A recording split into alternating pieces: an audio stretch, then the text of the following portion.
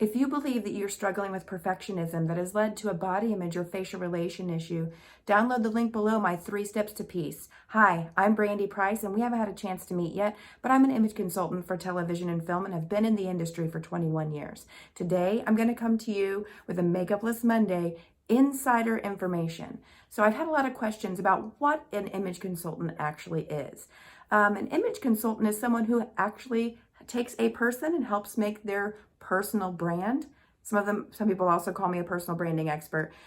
Take their personal brand and make that into a marketable image. So this is viewed a lot of different ways in the industry. I have a lot of media clients and I've had for many, many years. So if you think about television news, image consultants, somebody that might come in and say, you need to cut your hair, you need to do this, you need to do that. The traditional image consultant that comes into a media outlet, say your local news station or even a national news station, there's usually somebody that comes in from a corporate standpoint and maybe tells everybody what they need to do to fit into a particular box. So they might say you need to lose 20 pounds, you need to grow out your hair, you need to work on your arms, you need to change your makeup, wear different clothes, wear clothes that look like this in this market. It's something that's very strategic. So a lot of people don't even know that this type of a position actually exists.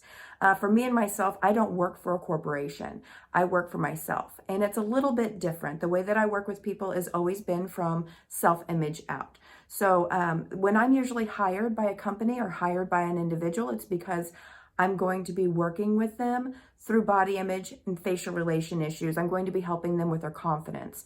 I'm constantly watching my on-camera audience. I'm watching them to make sure that looking for clues that I'm seeing dips in confidence, dips in just awareness of the situation that might be going on. I'm watching these things along with making recommendations for what might be good for hair and makeup. This is a little bit different. Usually when I'm hired by a company, it's usually after they've had someone that comes from a corporate environment come in and kind of wreak havoc over all of their talent. And I know I'm using probably a lot of jargon here, but I've been in this industry for 21 years, so I'm working through that myself to be able to help relate to you guys just a little bit better. But I want to tell you this because I want you to know that usually by the time that they actually find me, they've already been torn down by agents, by other image consultants that don't work the same way that I do. Maybe by bosses, maybe general managers, just a lot of other people that are in the industry. So just in the media realm as a whole, usually by the time a client gets to me, they've had at least 10, if not 15 people tell them exactly why they aren't perfect and exactly why they shouldn't be on TV. I don't work this way. That's not something that I feel is the right thing to do. I feel adding value and building someone up is really the right thing to do. So we work with starting with wardrobing confidence and makeup application confidence and building those core competencies that are great for an on-camera appearance, but are also true to the individual, which really builds a personal brand. In the industry in the United States, there's probably, I would say, fewer than 100 people that are specialized in this field. And honestly, it's probably closer to 50 because it's not like every news station has a person like me, or even every film developer. So I work with both. That is something that I think that is pertinent information for you guys to know a little bit about my background and a little bit more about why I'm passionate about what I do.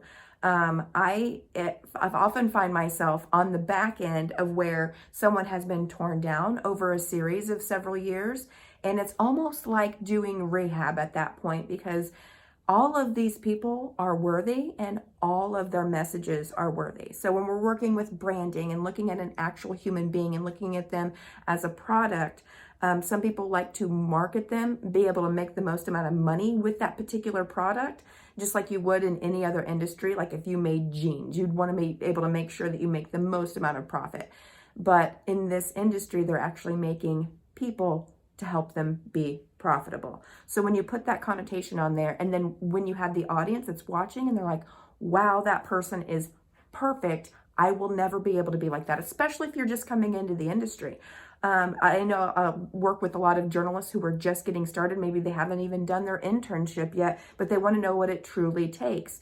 And I don't say it takes thick skin, because I don't believe in that mindset, because I work from a different area. But for a lot of people, honestly, it probably does take really thick skin.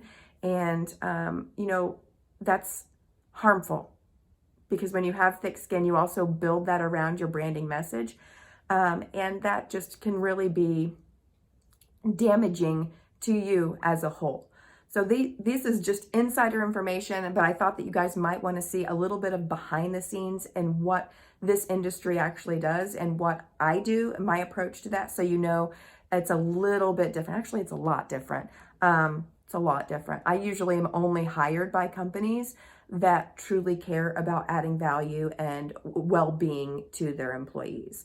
I don't normally work with companies that, actually, I can honestly say for at least a decade, I haven't worked with companies that I can see don't necessarily care about the individual. They care more about making money with that particular individual and how much money that person can bring them. It is a business. Media is a business. I'm not going to, cut that short.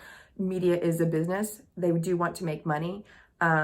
We also get a lot of people calling in from different audiences that are, wanting to see, what that process is. How did this person end up on camera? I have my niece or nephew, they want to be able to be on camera someday. What does that look like? What does that pathway look like? And honestly, it's different depending upon what media outlet you're in, because of that value factor. So a little bit of information, maybe a little bit too much, I don't know. This is Makeupless Monday, so we take the veils off of makeup and we just roll.